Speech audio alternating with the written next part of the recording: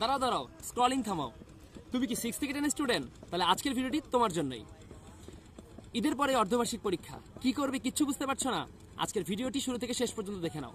Number 1, প্রথমেই syllabus বুঝে নাও। কি পড়তে হবে, কই থেকে কোন পর্যন্ত পড়বে, এই ব্যাপারটি তোমার সিলেবাসে সম্পূর্ণটা উল্লেখ করা আছে। তো খুব মনোযোগ সহকারে সিলেবাসটা আরেকবার বুঝে নাও। 2 নাম্বার, পাঠ্য বইয়ের উপর গুরুত্ব দাও। অনেক নোটবুক, অনেক ধরনের গাইড, অনেক কিছু পাবা, কিন্তু ভুল করেও পাঠ্য বইয়ের বাইরে যাওয়া যাবে না। পাঠ্য বইয়ে যা আছে সেটাকে খুব গুরুত্ব সহকারে খুব ভালো করে পড়তে হবে, কারণ পাঠ্য বইয়ের বাইরে থেকে কিন্তু প্রশ্ন হবে না, প্রশ্ন হবে পাঠ্য বই থেকেই। 3 নাম্বার, নিজের নোট তৈরি করো। তোমার নোট তোমাকে হেল্প করবে, অন্য কারো নোট নয়। নিজের নোটটাকে খুব গুরুত্ব সহকারে পড়ো। 4 নাম্বার, অবশ্যই অবশ্যই বিগত সালের প্রশ্নগুলোকে সলভ করো।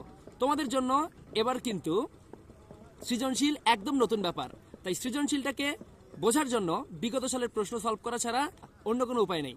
অবশ্যই বিগত সালের প্রশ্ন সলভ করতে থাকো। Last but not the least, number 5, অবশ্যই নিজের স্বাস্থ্যের প্রতি খেয়াল রাখো। যদি সুস্থ না থাকো কোনো পড়াই কাজে আসবে না। তো টেনশন বাদ দিয়ে, মোবাইল চাপা বাদ দিয়ে এখনই টেবিলে বসে যাও এবং গুরুত্ব সহকারে সকল পড়াগুলোকে বারবার রিভিশন করতে থাকো। আসসালামু আলাইকুম।